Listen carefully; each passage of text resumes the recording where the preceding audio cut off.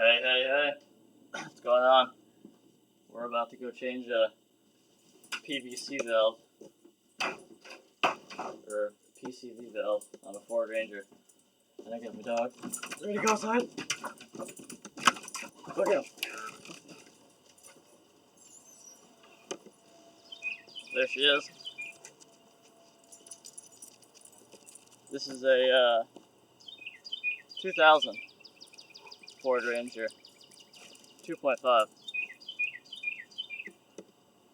And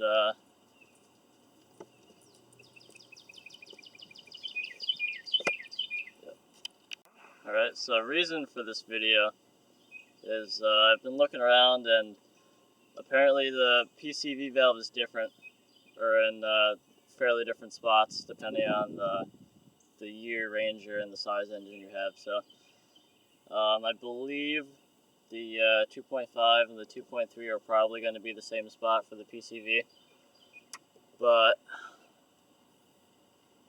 I don't know how well you can see right now. There's a red vacuum hose there, and then just behind it there's a black vacuum hose, and this is the spark plug for cylinder number 2, and just under that is the PCV valve.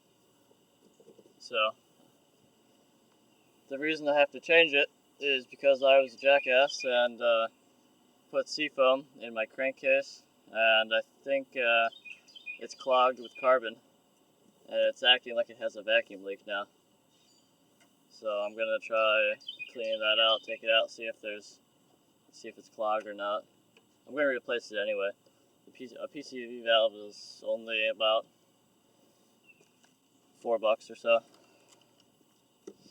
and figured I might as well replace it rather than take out the one that's in there and try to clean it.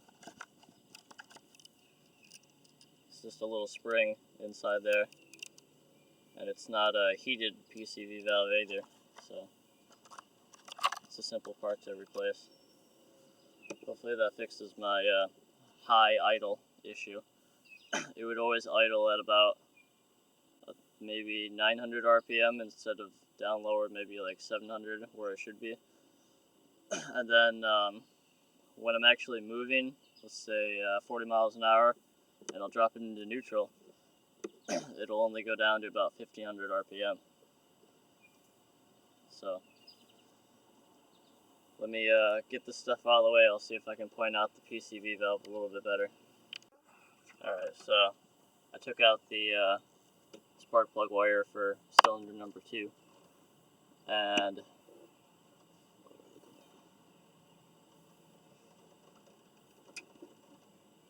just down in there,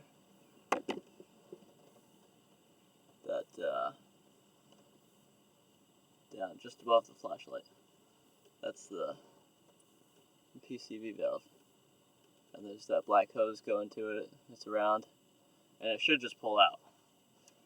Depending on engine size, you might have a like a quarter turn and pull out. I believe this one's just a simple pull right out, and I might have to put some tape around it to get the new one to fit snugly, but I'll pull it out and see if it's clogged or not, and I might have to use some picks to clean out any clogged carbon. So I'll be back. Okay, so got the old one out. Whatever. A way you can tell if your PCV is good or not, if you get it out, you shake it and it rattles, it means you're still good. The little spring inside isn't stuck open or stuck closed. And when it rattles, it has a spring in there. It kind of looks like something you'd find out of like a cigarette lighter, car cigarette lighter. So yeah, I pulled it out, and I don't know if you can see. Hold on.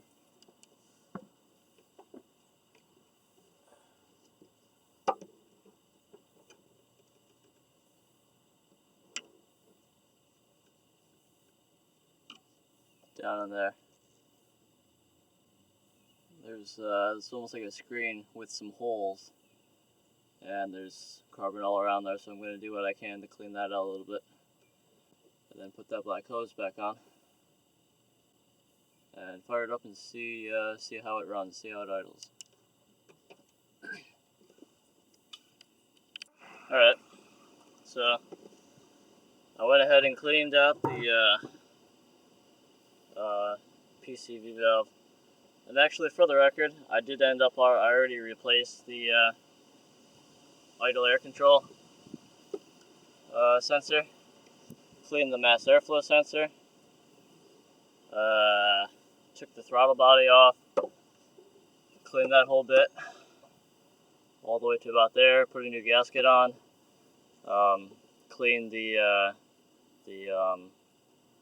intake down to about here, as far as I could reach through the hole.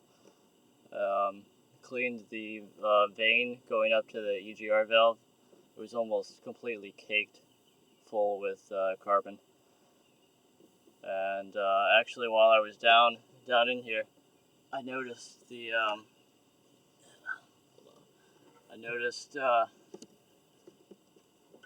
gasket for. Where's my light?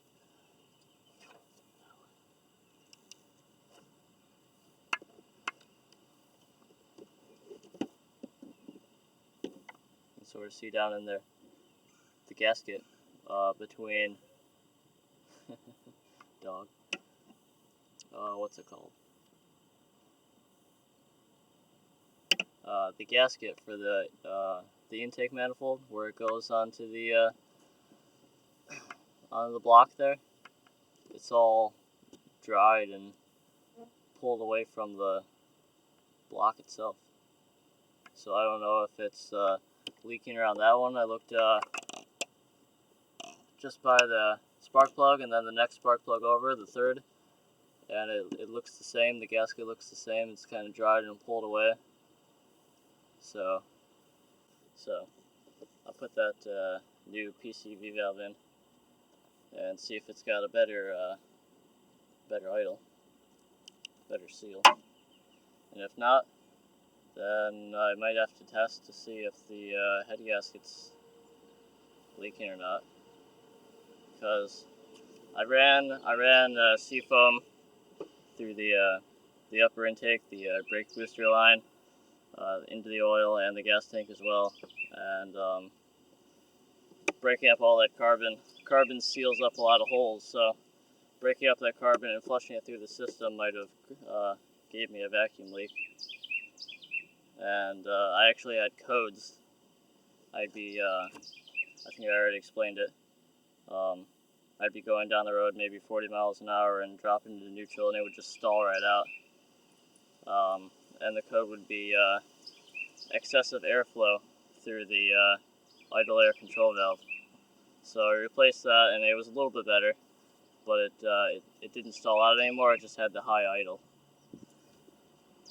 And I'm now getting the code of vacuum leak through intake manifold. So I don't know. Hopefully it works. We'll see what happens. Alright, so I got the valve in, fired it up, and it's not quite warmed up fully, but you can see we're sitting at about 1,000 RPMs right now.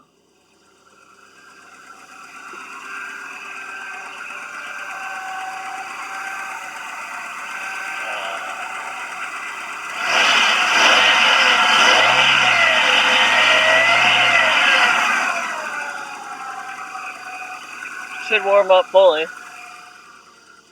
The real test will be taking it for a drive and seeing if the RPMs calm down. Yeah, it's sitting about 1,000 RPM.